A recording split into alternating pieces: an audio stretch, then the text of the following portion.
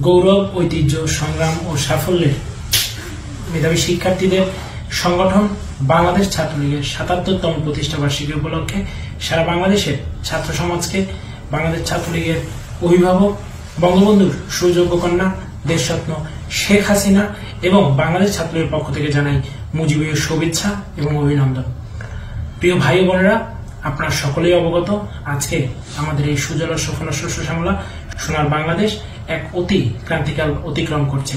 আজকে অবৈধ, অসাংবিধানিক, জঙ্গিবাদী একটি ব্যবস্থা আমাদের রাষ্ট্রের উপর চেপে বসেছে, যার শিকার হচ্ছেন দেশের একেবারে প্রান্তিক মানুষ থেকে উচ্চবিত্ত, মধ্যবিত্ত, নিম্ন মধ্যবিত্ত সকল স্তরের মানুষ এবং সর্বোপরি শিক্ষার্থীদের শিক্ষা জীবন এবং শিক্ষার পরিবেশ ব্যাপকভাবে বিঘ্নিত এবং বিনষ্ট হচ্ছে।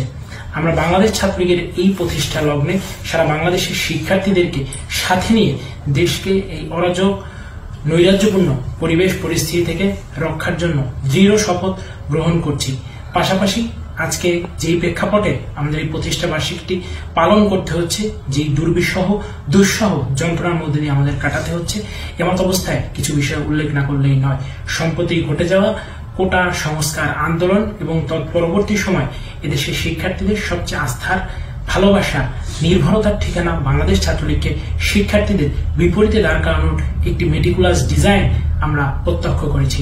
বাংলাদেশ ছাত্রলীগের পক্ষ থেকে স্পষ্টভাবে বলতে চাই, আমাদের নেত্রী, আমাদের অভিভাবক বঙ্গবন্ধু কন্যা দেশরত্ন শেখ হাসিনা সবসময় তার জীবনের প্রতিটি মুহূর্তে এদেশের মানুষের জন্য, এদেশের শিক্ষার্থীদের জন্য কাজ করেছেন। আজকে যেই দেশরত্ন শেখ হাসিনাকে শিক্ষার্থীদের বিপরীতে দাঁড় করানোর চেষ্টা করা হয়েছে, আমি তার বিষয়ে শিক্ষার্থীদের মনে করিয়ে দিতে চাই, তিনি এমন একজন মানুষ যিনি গত 15টি বছর ধরে শিক্ষার্থীদের জন্য বছরের প্রথম দিনে কোটি কোটি বইয়ের ব্যবস্থা করে সারা দেশে বই উৎসবকে একটি প্রচলন করেছিলেন, যার ব্যত্যয় এবার ঘটিয়েছে এই অবৈধ সরকার। আমি শিক্ষার্থীদের মনে করিয়ে দিতে চাই, তিনি এমনই একজন মহামানবী যিনি সেই বাংলাদেশের শিক্ষার্থীদের উচ্চশিক্ষার সুবিধার জন্য দেশের 64টি জেলায় 64টি পাবলিক বিশ্ববিদ্যালয় নির্মাণের মহাপরিকল্পনা গ্রহণ করেছেন এবং সেগুলো বাস্তবায়নের দোরগোড়ায় নিয়ে এসেছিলেন। তিনি এমনই একজন শিক্ষা বান্ধব মানুষ ছিলেন যিনি এদেশের শিক্ষার্থীদের জন্য দেশের মেডিকেল ব্যবস্থার উন্নতিকরণের জন্য 64টি জেলায় 64টি মেডিকেল কলেজ স্থাপনের দোরগোড়ায় পৌঁছে গিয়েছেন। তিনি এমনই একজন শিক্ষা বান্ধব এবং কারিগরি শিক্ষাকে এতটাই গুরুত্ব দিয়ে দেখেছিলেন বাংলাদেশের উন্নয়নের জন্য যে দেশের সকল উপজেলায় তিনি একটি করে কারিগরি শিক্ষা ইনস্টিটিউট গড়ে তোলার মহাপরিকল্পনা করে সেটিও বাস্তবায়নের দোরগোড়ায় পৌঁছে গিয়েছে।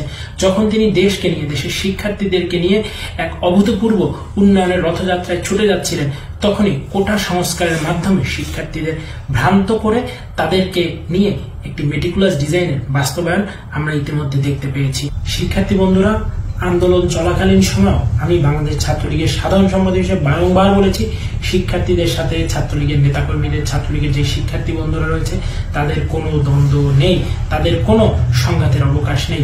আমরা ভাই, আমরা যেভাবে ক্যাম্পাসগুলোতে শিক্ষার পরিবেশ বজায় রাখতে শিক্ষার্থীদের সাথে নিয়ে কাজ করেছি, ভবিষ্যতেও আমরা একইভাবে কাজ করে যেতে চাই এবং আবারও দীপ্ত কণ্ঠে বঙ্গবন্ধু কন্যা শেখ হাসিনার নির্দেশে আমি বাংলাদেশ ছাত্রলীগের সাধারণ সম্পাদক হিসেবে এই প্রত্যয় ব্যক্ত করছি, সারা দেশের শিক্ষার্থীদের সাথে ছাত্রলীগ নেতাকর্মীদের কোনো দ্বন্দ্বের অবকাশ নেই, সুযোগ নেই।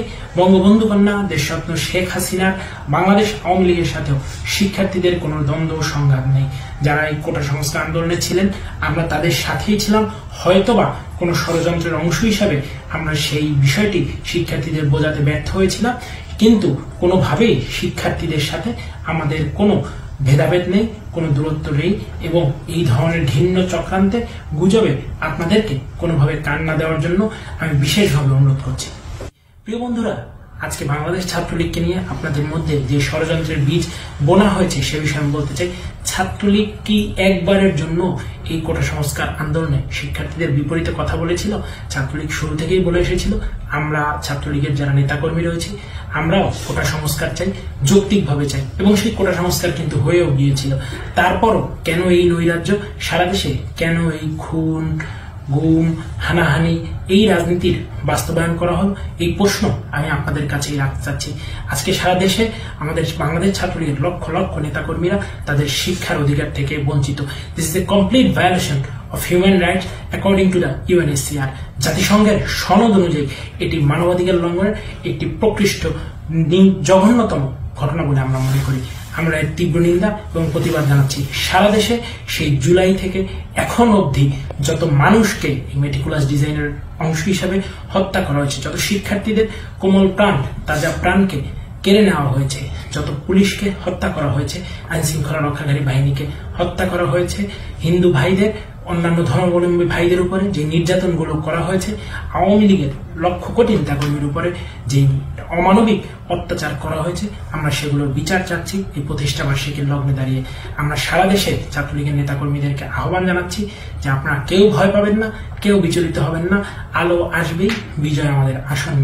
আপনার যার যার অবস্থান থেকে এই প্রতিষ্ঠা বার্ষিকীকে আমাদের প্রতিরোধের ভাষা হিসেবে, প্রতিবাদের ভাষা হিসাবে পালন করুন এবং আমরা নিশ্চয়ই দেখিয়ে দেব যে ছাত্রলীগকে কোনো নিষিদ্ধের বেড়াজালে আবদ্ধ করে আটকে রাখা সম্ভব নয়।